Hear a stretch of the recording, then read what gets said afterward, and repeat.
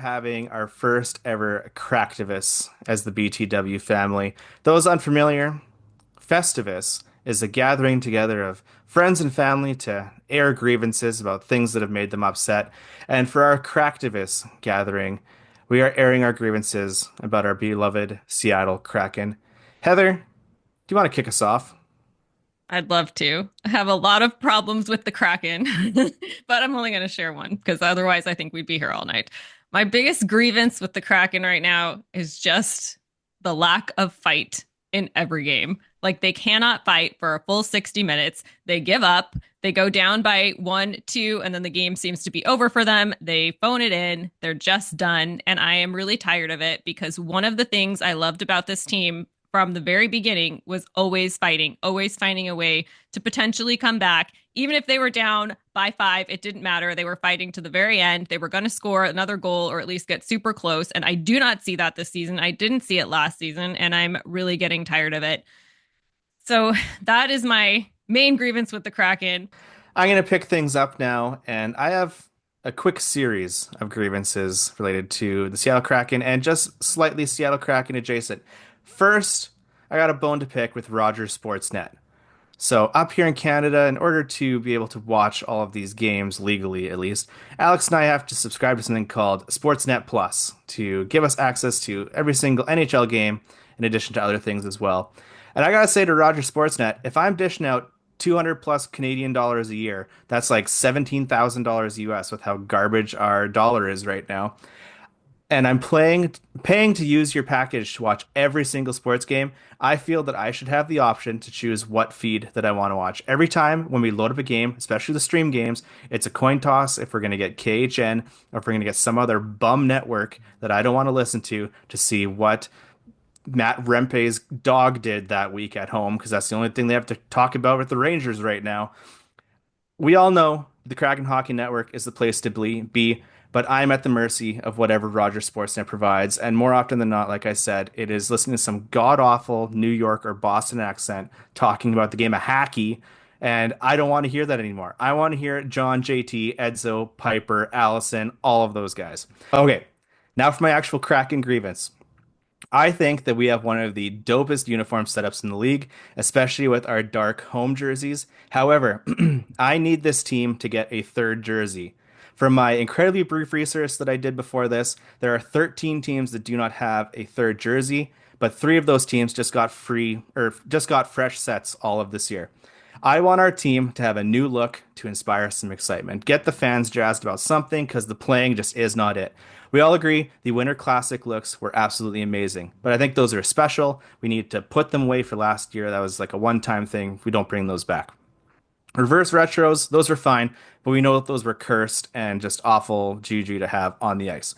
I don't think that our AHL team should have a better jersey than us, because have you seen the Firebirds Red Alert jerseys? That palm tree design is absolutely unreal. That look is absolutely amazing, and all I need to do is win $15 million on the Lotto Max up here in Canada to be able to afford one up here. Please, Kraken higher ups, give me a nice ice blue anchor logo sweater and just watch those things fly off the shelf. I'm gonna take over here now. My first one, people have been calling me the villain of the pod lately, and I want to redirect to the actual villain of the pod, which is Alex or at Kraken Canada, to get some of this heat off my back. My first Kraktivus complaint, and I'm getting a little joyful talking about these grievances, so I might be the I might be the Grinch of Kraken Christmas. But my first grievance here is that people like Alex last year told me that all of this was Dave Hackstall's fault and that he was no better than a bottle of bleach, and that if we replaced Dave Hackstall, we'd be good. And we are still not good. And under Dave Hackstall is the only time that this roster has made the playoffs. That's my first grievance. My second grievance is that this team does not do nearly good enough for the amazing broadcast crew that we have, as Matt alluded to. John Forsland alone is one of the most hyped broadcasters ever.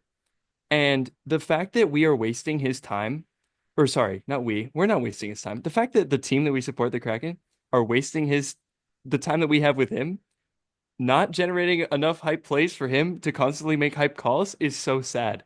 I wish we had like a dozen hype John Forsling goal calls every single game. Um, my favorite call is it's hack 'em and whack 'em time or whatever he says. That's awesome. I love that.